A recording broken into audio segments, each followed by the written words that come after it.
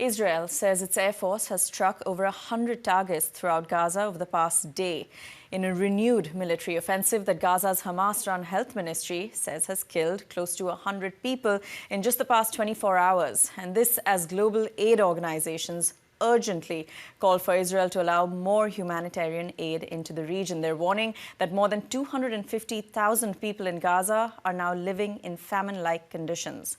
Joining us now is Tamara Alrifai. She's the Director of External Relations and Communications at the United Nations Relief and Works Agency for Palestine Refugees in the Near East, or as it's better known, UNRWA. Tamara, I appreciate your time today.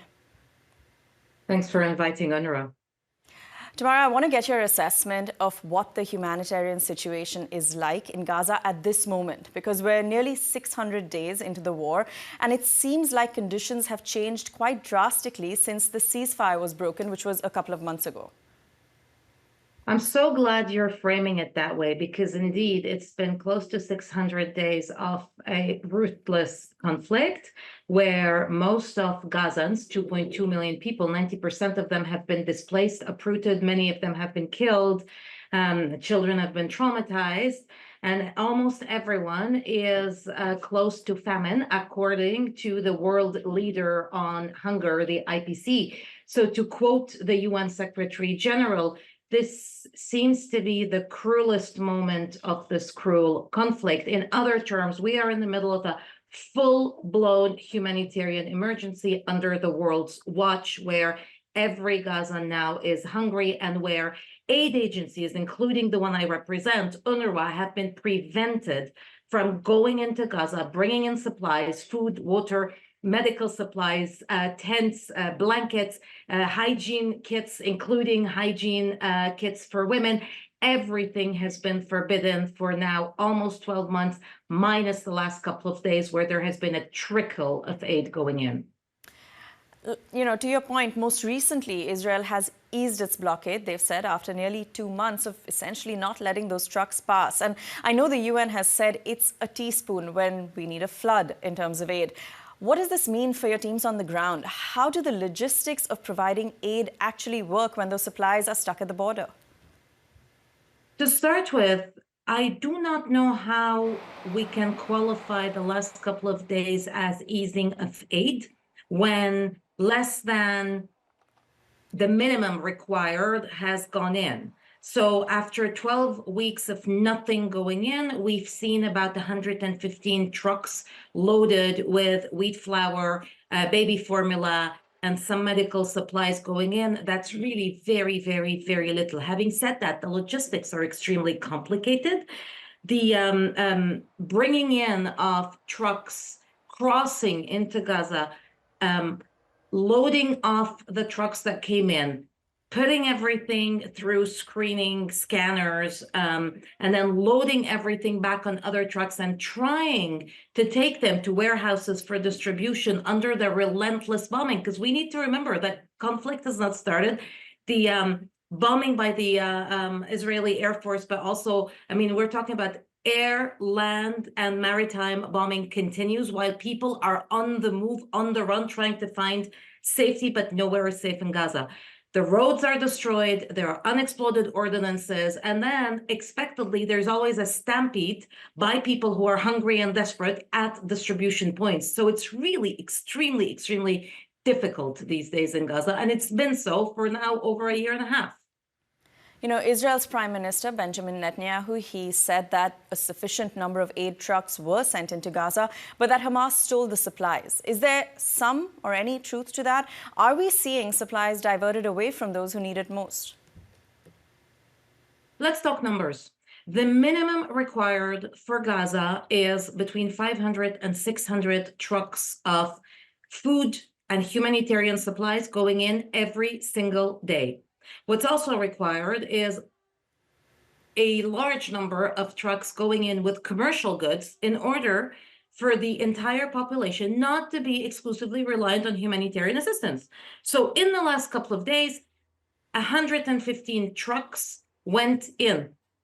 500, 600, 115. I think the numbers speak for themselves. Now, Some of these trucks were effectively looted. These are the reports we hear from our partners, including the World Food Program, which was responsible for this convoy. But this has to be put in the context of an entire population that has been deprived of food and medicine and hope, really, for around 12 weeks. And I dare to remember during emergencies around the world, including during COVID, every time there was a sense that there might not be enough food, everybody rushed to the stores, all the shelves were ransacked. And so multiply this by 10 in a context where the bombing doesn't stop, and then we can, see whether the supplies going in are enough or not. I do take your point. We have seen this sort of behavior when there are shortages anywhere in the world. There are talks now that a US-backed organization called the Gaza Humanitarian Foundation that was established just a few months ago, they want to oversee aid distribution in Gaza. They want to work with a private US security and logistics firm. But the UN has said that they will not support this because they've said the plan is not impartial and it's not neutral. Explain that to us. There is a system that worked in Gaza that is an internationally recognized system where the UN, different agencies, the United Nations, big international NGOs, the Red Cross and the Red Crescent, and local NGOs have functioned. That system, when it was allowed to function, especially during the last ceasefire, did function. All of a sudden, we hear of a new plan created just a few weeks ago, not even a few months, seeking to replace a plan that functions, seeking to replace an internationally recognized system that works. The UN is very clear. We do not accept that new system. We do not believe it is neutral or independent.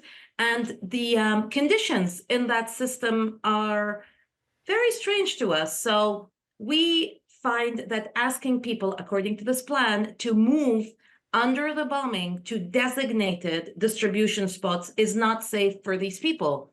We also believe that this plan discriminates against those who will not be able to move, either people with special needs or elderly people or children. But mostly the vetting and the screening that happens before allowing people to access aid for us contravenes the basic humanitarian principles, whereas you cannot deny aid on the basis of your judgment of whether a person is worth getting that aid or not. And that is what this plan calls for. All right, here in Canada, we had a number of Canadian aid organizations that held a press conference in Ottawa this week. I wanted to specifically ask you about the conditions that children are facing at this time, because Save the Children says 1 million children at this point are essentially facing starvation. Is that your experience as well?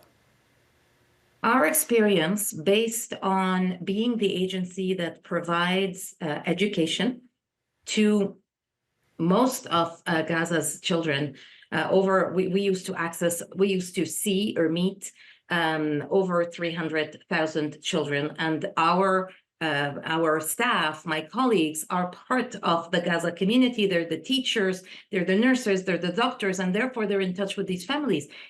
Children are traumatized after all the bombing and the displacement, and after having lost their homes, their family members, their cousins, their friends, their grandparents. So what we are witnessing and what my colleagues are talking about is an entire generation that is traumatized, right now hungry, deprived of education, except for those who are able to access UNRWA's online education.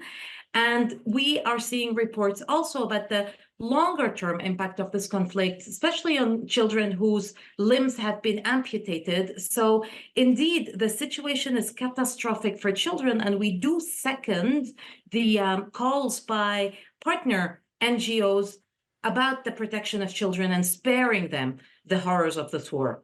And I think that many of us saw yesterday the images of that pediatrician who found out that 9 of her 10 children had been killed in a strike. That was one of many, many, many shocking moments in this conflict where children have been on display, killed, maimed, displaced, traumatized, and that has got to stop. Tamara, I appreciate your insight and your time today talking about obviously a very, very difficult subject. That is Tamara Alrifai from the UN Agency for Palestinian Refugees in the Middle East. Tamara, thank you. Thank you so much.